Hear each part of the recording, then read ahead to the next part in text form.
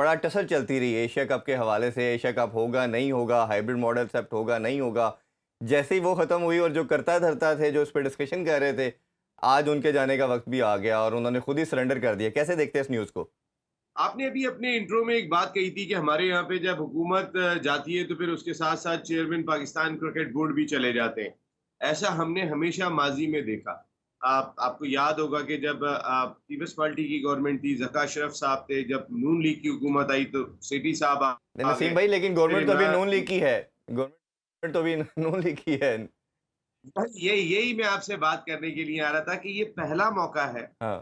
कि कोalition गवर्नमेंट है और उस कोalition गवर्नमेंट में वो दोनों पार्टियां के जो आमतौर पे अपना क्रिकेट बोर्ड का चेयरमैन तकर्रुर करती आई हैं, वो तमाम की तमाम जो है वो आ, एक ही पार्टी का या एक ही समझ लें कि एक ही साख का हिस्सा है।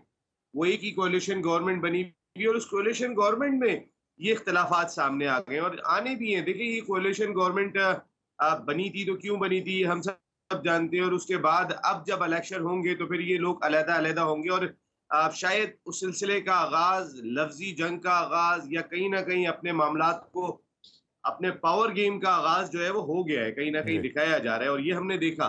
चाहे आप चेयरमैन नादरा मलिक साहब की बात कर लें, वहां पर भी पावर गेम दिखाई दिया और यहाँ नजम सीठी साहब के मौके पर भी पावर गेम दिखाई दिया। देखिए, जब ये कोalition गवर्नमेंट बनी थी तो उसमें ये फार्मूला तय पाया था कि जिसकी वजारत होगी उसका बंदा जो है वो जिम्मेदारियां अंजाम देगा। तो अगर हम दाखिला की वजारत देखते हैं तो वो under the umbrella of Muslim League Noon आती है। इसी वजह से मलिक साहब का को तब्दील कर दिया गया, जो इससे पिछली गवर्नमेंट में चेयरमैन तहरीक इंसाफ लेकर आए थे जिन्हें, और उस जरदारी साहब के भी खासे करीब थे, लेकिन इस बात पर कोई एतराज नहीं किया। थोड़ा सा मुजाहिमत जरूर की नसीम भाई, थी ये पीपल्स बताइए, पार्टी ने, आप लेकिन बहुत सेठी ज्यादा साहब का जो टेन्योर था, जो 7-8 मंथ का टेन्योर, 6-7 मंथ का टेन्योर आपने देखा, आपको क्या लगा? जो इनकी काविशें थी एशिया कप के हवाले से या ओवरऑल डिपार्टमेंट की रेस्टोरेशन के लिए ये आए थे, और प्लस जो कॉन्स्टिट्यूशन को रिवाइव करना था, आपको लगा ये सारी चीज़ों में ये समहाउ सक्सेसफुल रही? आपको लगता है कि कहीं ये चीज़ों में लैक किया, इसी वजह से ये मैनेजमेंट कमेटी के चेयरमैन तो रहे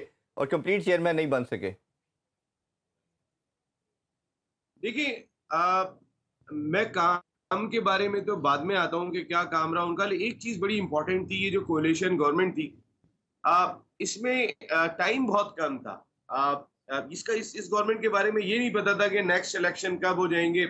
सर पे इलेक्शन के हवाले से बातचीत चलती रही थी और अब भी ज़का अशरफ साहब कितना अरसा रहते हैं ये देखना होगा, क्योंकि अगस्त में मुद्दत मुकम्मल हो जाएगी हुकूमत की, फिर इंटरिम गवर्नमेंट ने आना है।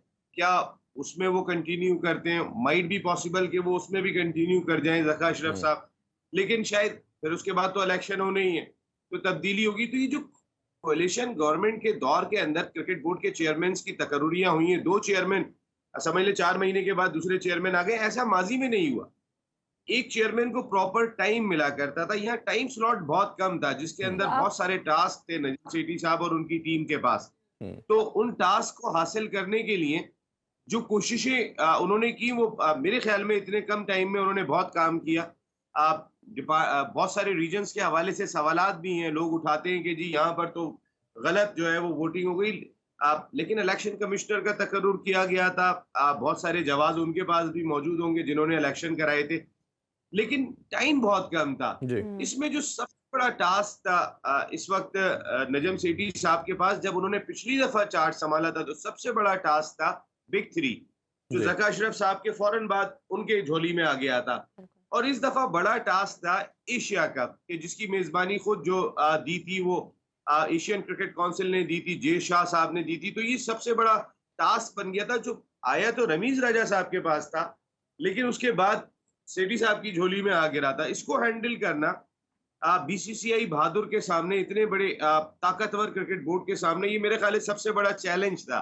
अभी भी नजम सेठी साहब ने कल मना कर दिया, शायद मैं इसको 5% का चांस देता हूं क्योंकि अब चांस रहा नहीं है, हुँ। लेकिन माइट बी पॉसिबल के गवर्निंग बोर्ड के 2 अरकान का तकर्रुर किसका होता है, ये भी एक बहुत बड़ा सवाल है। देखिए, बड़ी इंटरेस्टिंग सूरत हाल होती है। अगर गवर्निंग बोर्ड के 2 अरकान का तकर्रुर शहबाज शरीफ साहब, ज़का अशरफ और नजम सेठी कर देते हैं, हुँ। तो फिर तो गवर्निंग बोर्ड के अरकान के लिए खासा दुश्वार हो जाएगा वोट देना, क्योंकि ये वो गवर्निंग बोर्ड है कि जो नजम सेठी साहब के दौर में तश्कील पाया है, जी तमाम इलेक्शन के दौर में हुए।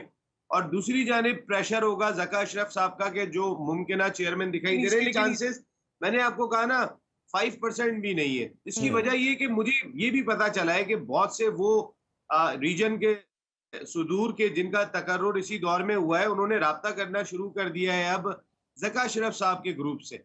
अच्छा। और अब वो इस ग्रुप से उस तो ग्रुप के अंदर दूसरा नाम जो जब वो मुस्तफा रमदे साहब का आ रहा है उसके वाले से पर कैसे देखते हैं, उनका कोई चांस है या वो जस्ट मेरे एक नेम ही बस नेम वैसे पे ही तौर उन्होंने पे आ रहा है? डाल दिया है।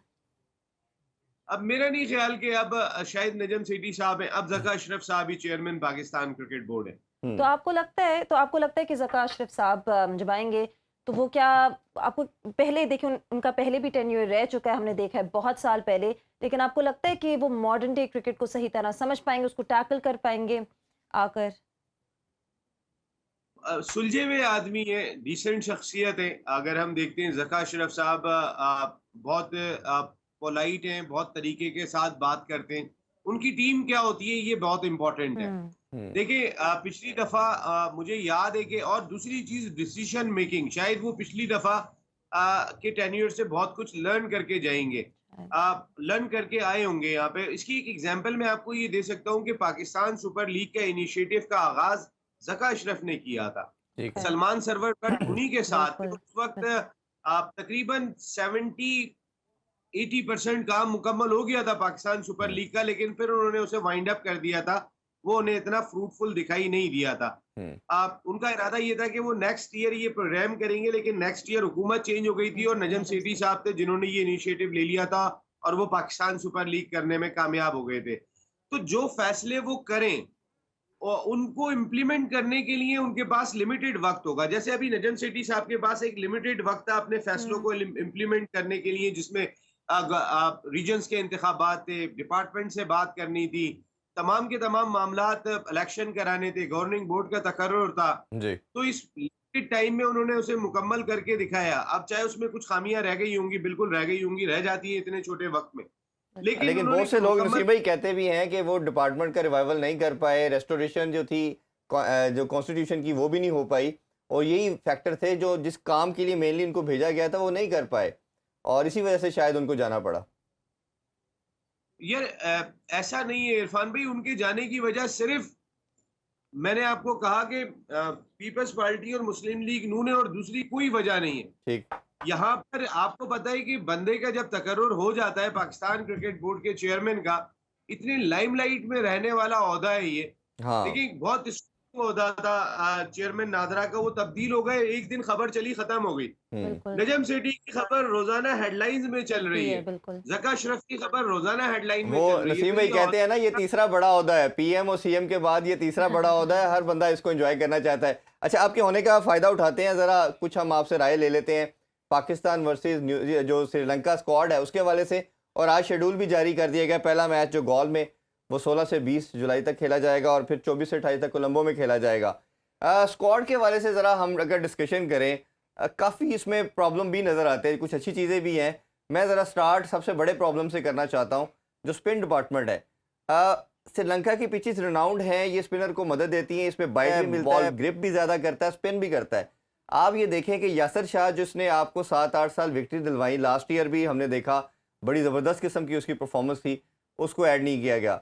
एक तो हमने पूरे स्क्वाड के अंदर लेग ब्रेक बॉलर कोई नहीं रखा, चले उसको नहीं रखना था, आपके पास सेकंड ऑप्शन उसामा मीर की थी, वो नहीं आया। जाहिद महमूद पहले टीम का आपका बिट्स एंड पीसेस में पार्ट रहते थे, वो नहीं आए।